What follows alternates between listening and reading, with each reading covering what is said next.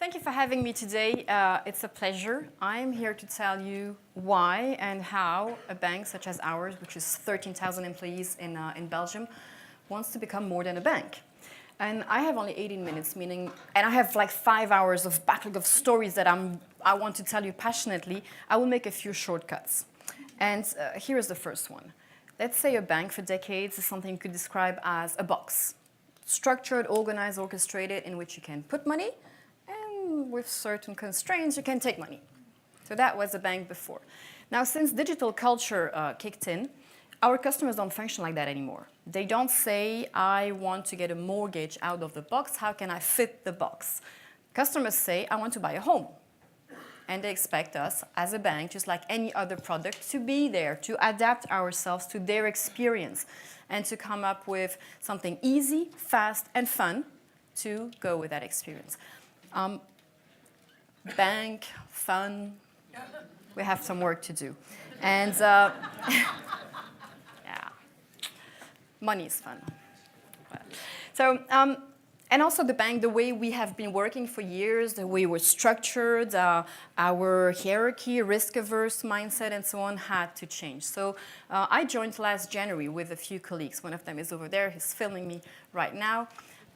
We joined in January, and we started the transformation of Agile at Scale in May. Lost the track of what I was going to say. Here is the first tip I wanted to share with you. So January we join, we think about how we can change the bank, the culture, the model, the process, Agile and all of that. We looked at different models, and this morning we talked about certification. I am certified in no model at all. But I have a very good general culture about many models and frameworks, and I understand what the value is, what you're aiming at, and this is exactly what I encourage you to do. Have a general culture of these models so that you can pick the interesting pieces of these models and frameworks so that they adapt to your organization. Never do the opposite. Don't try to fit your organization orthodoxically in a model. It won't work. That's not the idea. This is how we did it. First framework that you probably know is a Scaled Agile framework, SAFe, that we like for the structuring of the portfolio, the 3 layers, the fact that it tells a story that connects the executive committee, the strategy of the bank, the ambition that we have through investment teams, epics, up to the last story at squad level. Which means that when a squad needs to prioritize their backlog, they have an overarching reference of the strategy, what it means, where do I fit in, and they know how to prioritize in a coherent way. The Scaled Agile model also allows us to have a coherent prioritization top-down at any point in time of our entire portfolio.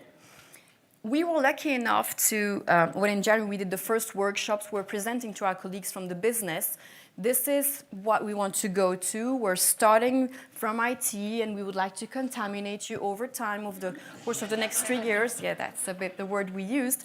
And we were suggesting, like often it's done, proxy product owners, for example. And they said, yeah, but if we understand well, it would make sense for us, business, to be part of that trip right now.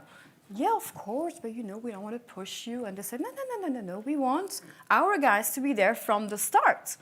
And we have 200 squads today, and it's like 150 product owners from the business, physically in the squads, in the tribe, in our model, which was absolutely great. And they are currently managing that backlog prioritization in our scaled model as of now.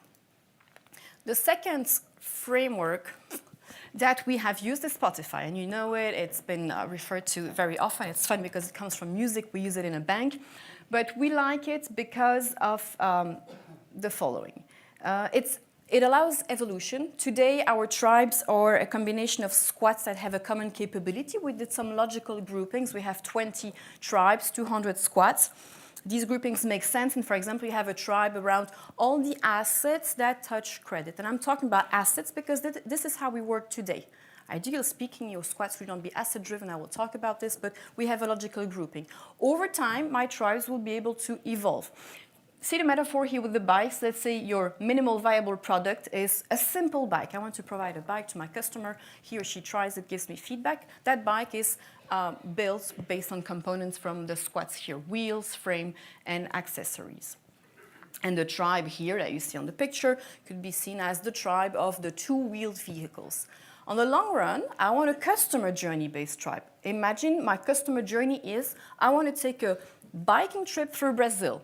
Some squads will provide you the bike, some will give you the control and support function, like is it legal to go through Brazil, through the mountain, do I have the health insurance papers, and so on and so on. Some other squads will give you the water supply and the equipment and so on. And you're covering the full customer journey in a high velocity customer journey based tribe.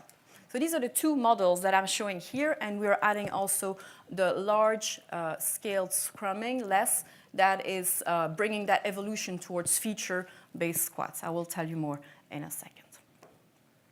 Transformation tip number 2, long-term value. Transformations are something big, and you know it takes time. It's not something you plan over 6 months. And I'm not saying have a very detailed plan of your whole transformation right away. Absolutely not. That wouldn't be agile, of course. What I'm saying is, from the get-go, know the long-term direction.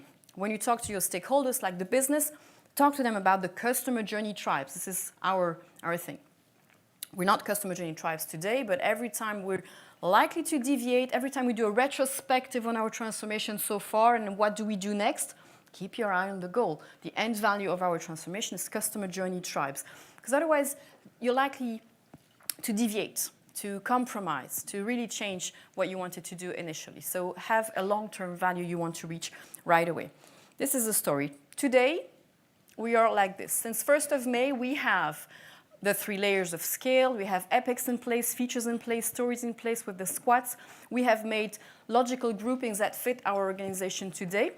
And as a result, you see that my squads are sometimes in different tribes. And I have still a lot of orchestration to do between squads, between tribes, because we are asset-driven for architectural and poor automation reasons. So that's today. It didn't prevent us from starting. We started like this.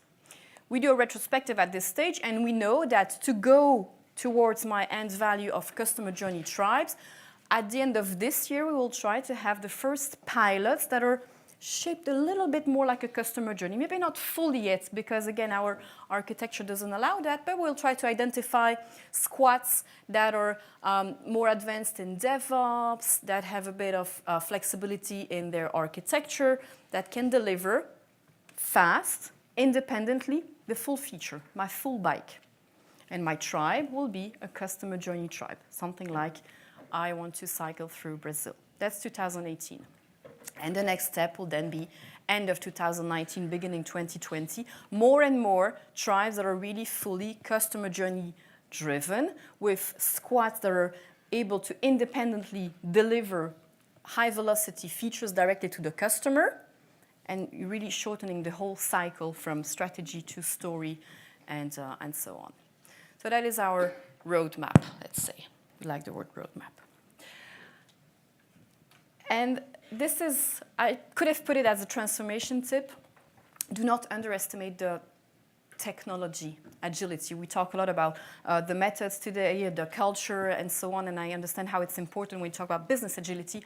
But if you're in an older industry, and especially something like a bank, you have legacy IT to take into account, and this can really slow down your transformation. The whole automation of your entire architecture, the DevOps in the teams, and so on, don't underestimate it. And agility culture is something that needs to grow over time. Transformation tip number 3. When I am asked, what is it that we did differently? This is my typical answer. You need to know, understand the current culture of your organization when you try to bring Agile at a larger scale. This was the way of addressing the culture in our bank. Over the past decade, 1 decade, there were several mergers and acquisitions. Every time you do a merger and acquisition, there's a few processes, procedures, because you want to keep things under control. We need to be compliant with regulations. And we ask people to kindly follow the rules. Several times we did that. And over time, their freedom to express themselves and say, I have an idea. If this was my territory, I would do it like that. And their reflex of empowerment, I have the space to be empowered, kind of was toned down We have great people. I mean, we have excellent recruitment. They recruited me. So imagine.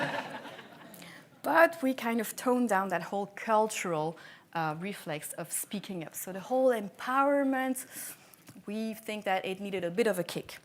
We also have silos, different customer segments, silos, different departments, silos. And we wanted to avoid a situation of a bimodal, two worlds living next to each other. Project management on one side and Agile on the other side. We don't believe it would have worked. We wanted everyone to be on the boat together. So we have pushed everyone in the water. This is how we did it. May 1st, the Big Bang moment.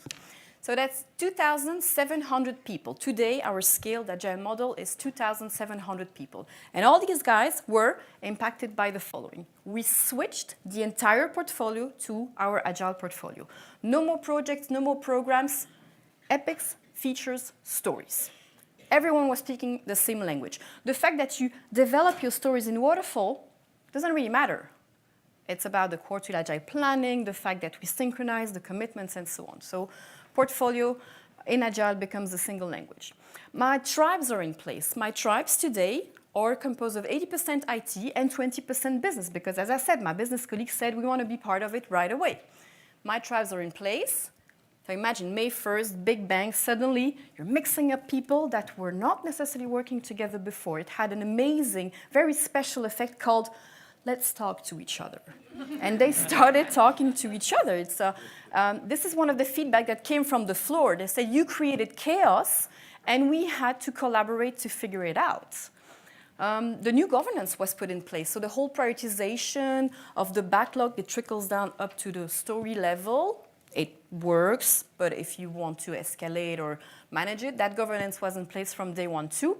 And one important thing that we decided to do, and we had great support from our HR, is that we moved to functions. We didn't want to play the role system because it allows, again, for that bimodal. Yesterday I was a project management, today I become a product owner. It's not exactly the same thing. We said, no, 1st of May, we have mapped your previous function to a new function. From that day on, you are playing that new function constantly.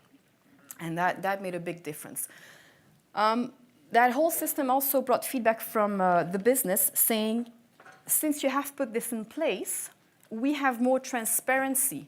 It's not that Agile resolves things right away, but we know where shit will hit the fan, and we can address it. And they really loved that. This is absolutely lovely feedback. We were really happy.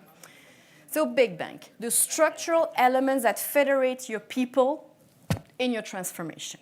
And it's a big kick in the culture. So this is one thing we did. And you're asking yourself, where do the Agile methods fit in there? And if you're a coach, you're certainly thinking it very hard.